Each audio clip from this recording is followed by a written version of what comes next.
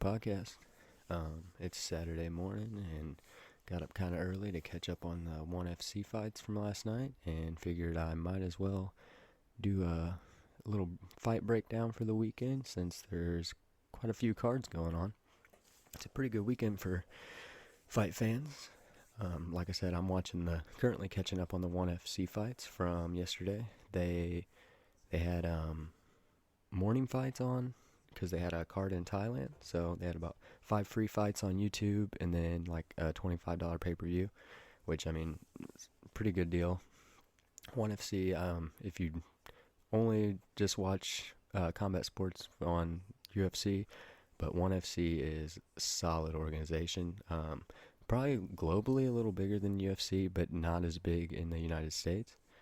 But they do Muay Thai, kickboxing, MMA, and jiu-jitsu matches. So a little more for all martial arts fans. I really enjoy the ONE cards, so I did watch the fights in the morning. They were pretty good. I watched them at work, so they didn't get my full attention, but I did catch one fight in particular. I did share it on the Facebook page. Let me go take a look at it real quick. It was what is this guy's name? Okay, Jake Peacock. He's a Calgary fighter. It's like a Muay Thai match, but the dude has his right arm is amputated like just below the elbow.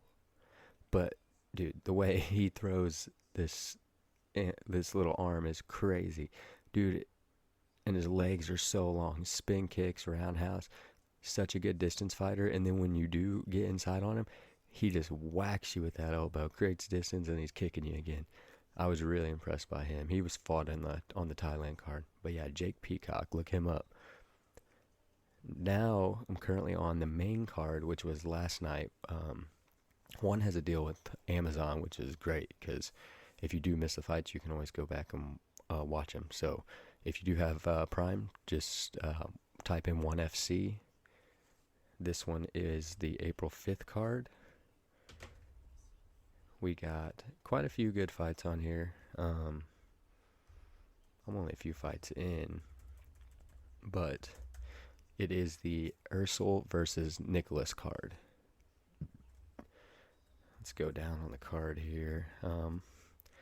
So I watched the first few fights here. They've been pretty good. It started with the bantamweight MMA.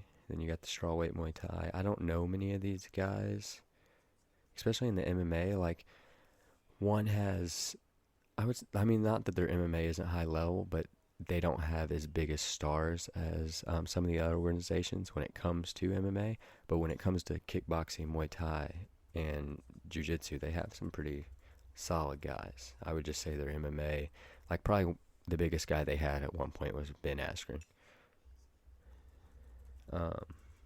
Let's take a look. You got both, if you're a jiu-jitsu guy, you got both Ruotolo brothers fighting on this card. Jiu-jitsu matches, obviously, but they're always exciting to watch, and the fact that both of them are fighting on the same card just makes it even better. We've got the main event, Ursel and Nicholas. Ursel is your double champ. Does a lightweight kickboxing world championship. Nicholas is a beast, undefeated. Ursel's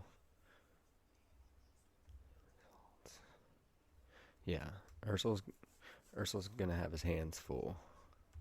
So I haven't got to this fight yet, and I'm trying to stay away from spoilers. So I'm just looking at the thing I posted earlier. But I'm really excited for the Ruotolo brothers, honestly. But yeah, if you haven't checked ONE out, go check ONE out. I mean, honestly, when I really started getting into kickboxing, I really started discovering ONE, and I love the striking. They they do little gloves as well, like their Muay Thai fights are like MMA gloves, like the kickboxing matches, Muay Thai matches with the little gloves. I think are very interesting, and add a little different. You can't do that cover and Philly shell like you can. I mean, you can, but you have to do it different. But than you can with a full boxing glove with the MMA glove. So it just you'll notice a lot more guys getting caught that are kickboxers. Kind of have to fight a little different, but I like it. So then today, Saturday morning, I'm going to try to watch this today. I do have a little bit of work I got to get done, but I might be streaming this on the side. You have the BKFC fights in the UK. I don't know many of the guys on the card. Most of them are out of UK. And then there's 3 championship belts on the line. All 3 are like European belts. I didn't know BKFC did it like that. That's why when I first was looking at it, I was like, okay, we've got 3 championship bouts, and I started like a featherweight championship. So I look at featherweight champions, like neither of these guys. I'm like, what is going on here? So yeah, but now looking, so you got the lightweight European title on the line, featherweight UK title, and the light heavyweight UK title.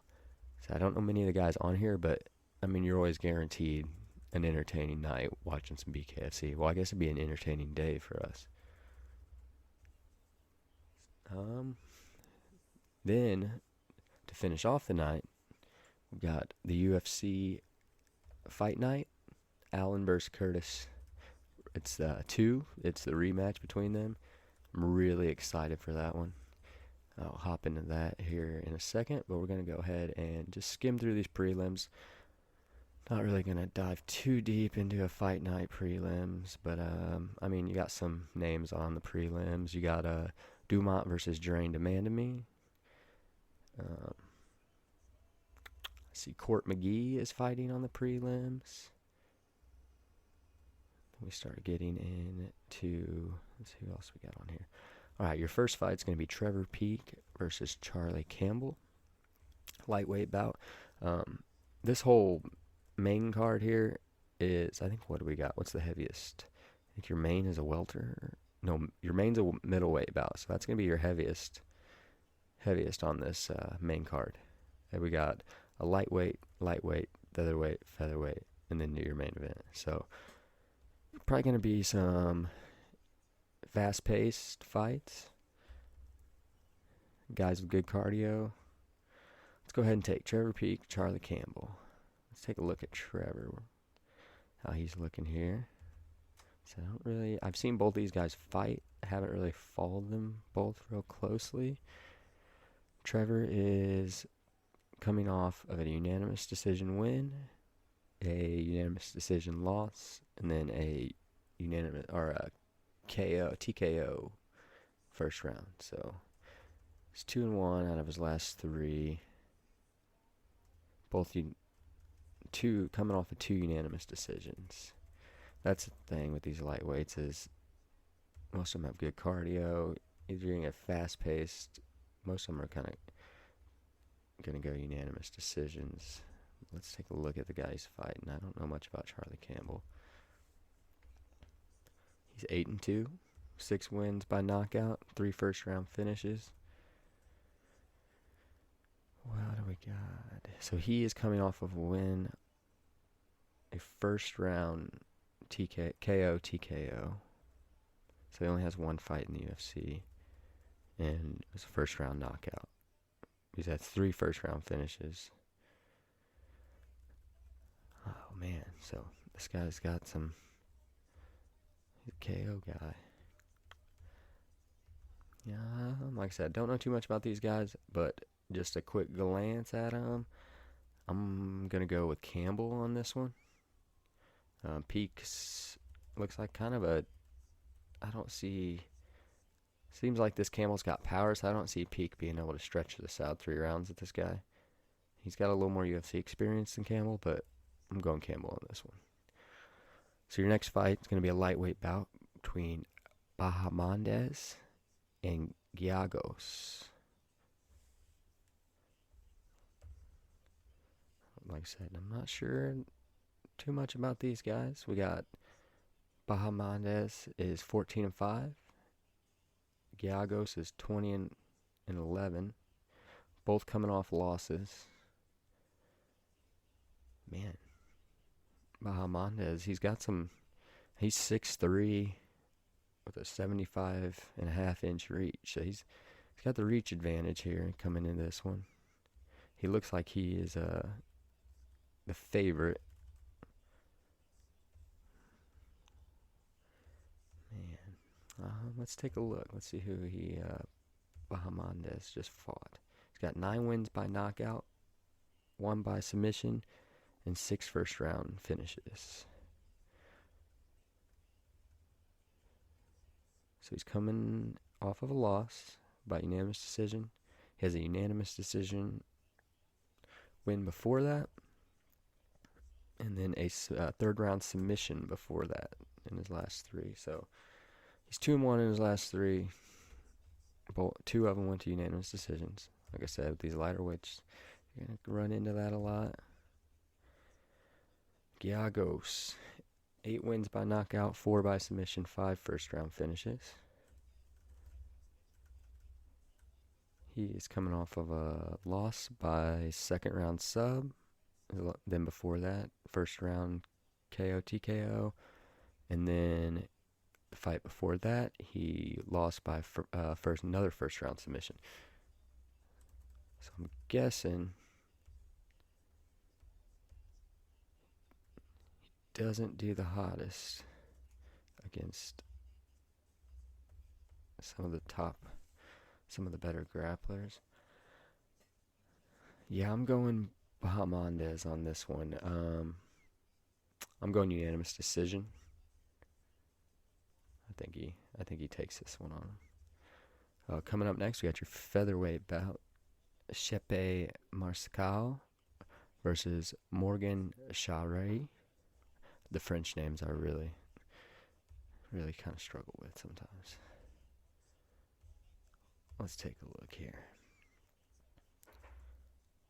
You got Charret is 19-9-1, and Mariscal is 15-6. Both coming off wins. Both pretty close in height and reach. This one's going to be a pretty close fight. They're dead even in the odds. We'll look a little closer at Charret. He's got 11 wins by knockout, 3 by submission, 8 first-round finishes. His only fight in the UFC was a first-round KO, TKO. So then we come over to Mariscal here. 6 wins by knockout, 3 by submission, and 5 first-round finishes.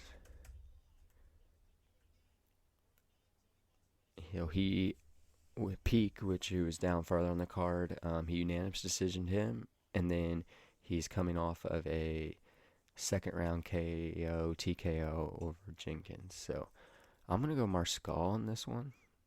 I think this is going to be... I'm going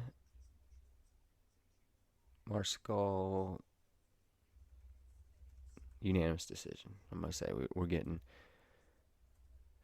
unanimous decision in this one, I think. It's going to be close. That's why I'm thinking with 3 rounds. All right, let's hop into the next one. This one, I'm pretty excited. I like watching Alexander Hernandez fight, and he's fighting Damon Jackson. Let's go ahead and take a look at their last. So Alex Hernandez 14-7, Jackson's 22-6-1. Both coming off losses. Hernandez is 5'9", Jackson's 5'11". So Jackson has a height advantage, but Hernandez actually has the reach advantage. He's got them long arms.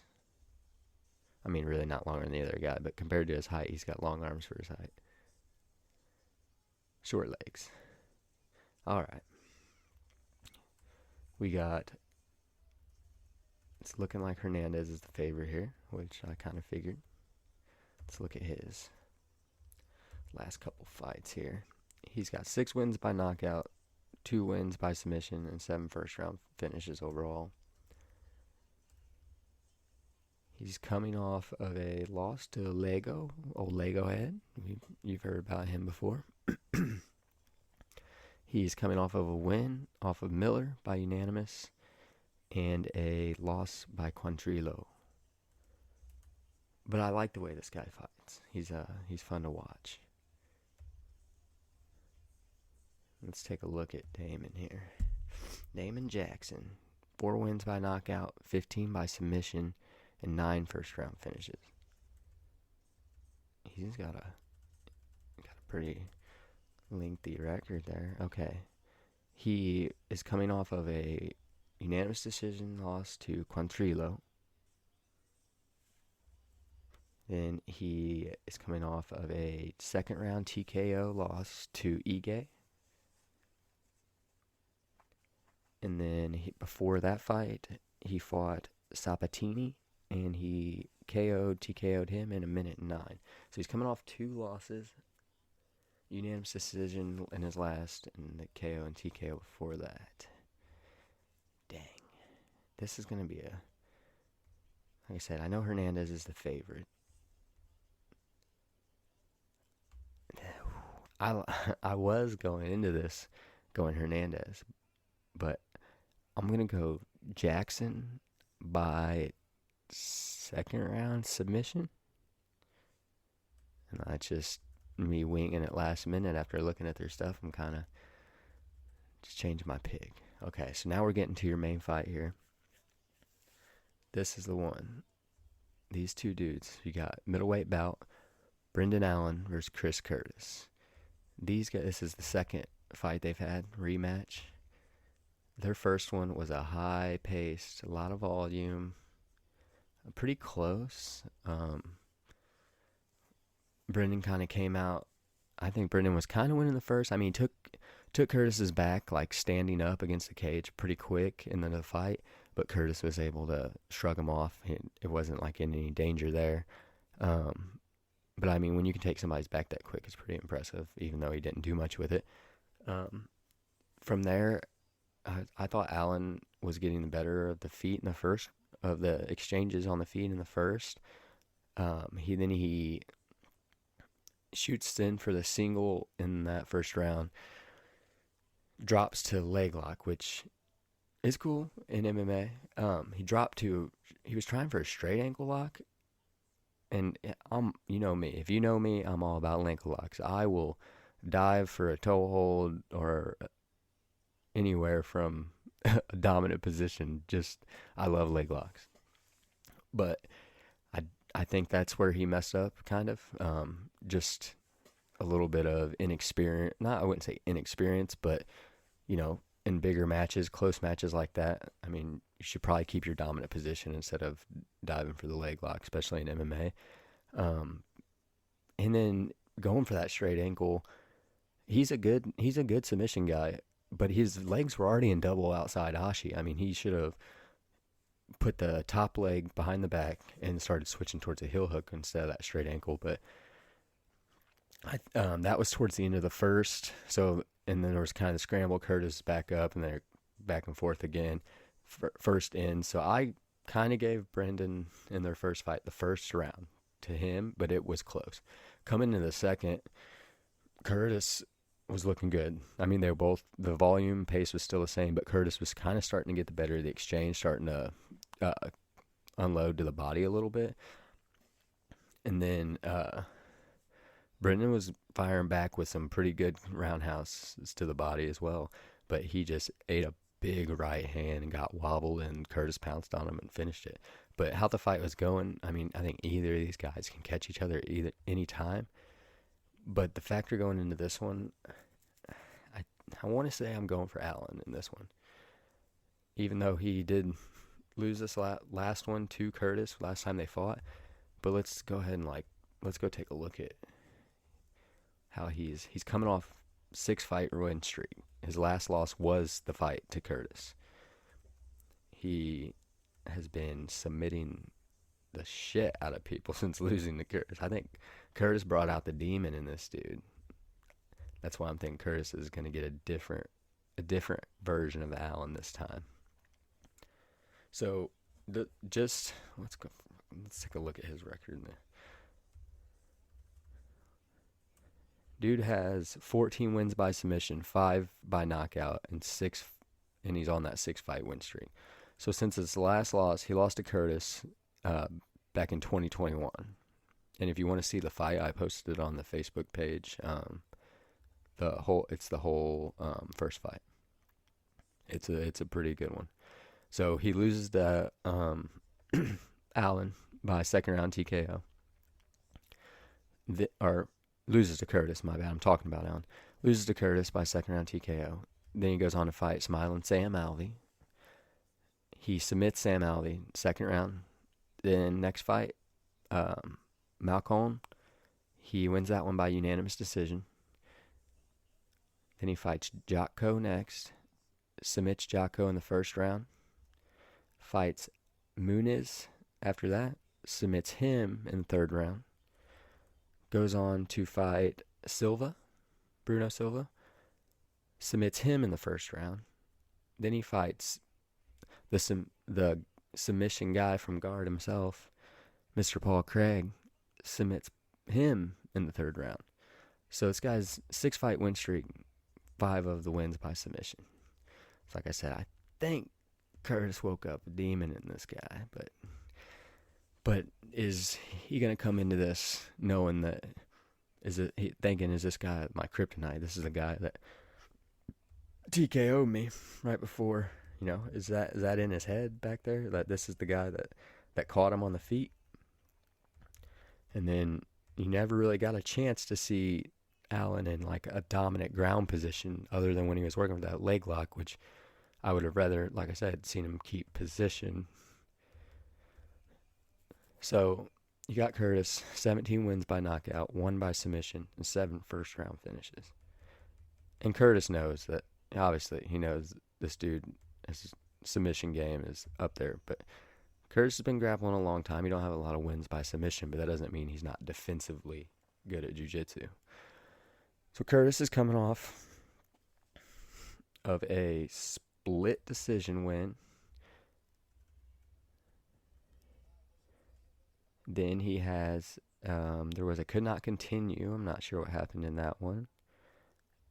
A loss to Gaslam, a unanimous decision, which, Gaslam, he may not be ranked anymore or in the top 10, but Gaslam is always going to be a problem. Curtis has a KO TKO over Joaquin Buckley before that. The only way I just think Allen's going to be too much for him now. And I think he learned a lot from that Curtis fight, and I think he's gotten better since then. And if I believe they originally had Allen fighting somebody else in this fight, like when they were first writing up the card. Yeah, let's take a look here. Yeah, so that Marvin Vettori was originally supposed to fight Brendan Allen when they were kind of originally putting together this card. I'm not really sure what happened with Vettori, why they changed it, but it's looking like this is going to be a good rematch. But I don't see Chris winning it this time. He doesn't have a lot of stoppages recently. He stopped Brendan kind of early on. The dude's had 6 fights since then, and he's been on a kill streak. So I'm going Brendan Allen on this one. It'll be interesting to see. And see, I'm kickboxing currently on one. I haven't got to watch either of Tolo brothers.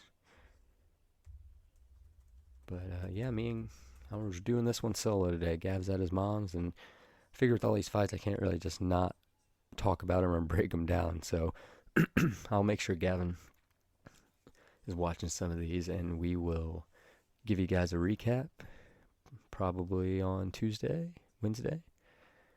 and let you know what happened on all these. But yeah, if you got time today, go ahead and find that BKFC card, and then tonight watch that Allen and Curtis card.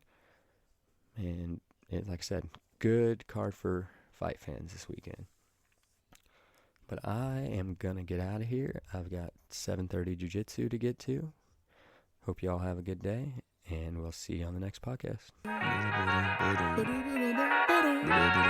Hey, to whoever may need this nugget of encouragement, things will be alright, so quit your worrying. I get it, the odds seem stacked back against the wall, but even consider it such, know you'll stand tall. Sat and watch from the sidelines one too many times. Wicked games to play make me wanna lose my mind. Found solitude knowing it'll be over soon. Ever need a boost, count on me for the 1-2. Trouble don't last when the tough get going. Baby, all we do is win, so show me my opponent. Adversity, doubt, stress, could care less, cause how we handle those like an S on our chest. Super proud of how we held it down on the way up. Can't wait for our day to ball, this is a layup. Nobody ever said this would be easy, but trust when I say that you got it. I know you've been looking for a breakthrough, trying our best to make do. Every day is something new, but change gon' come, oh yes it's true.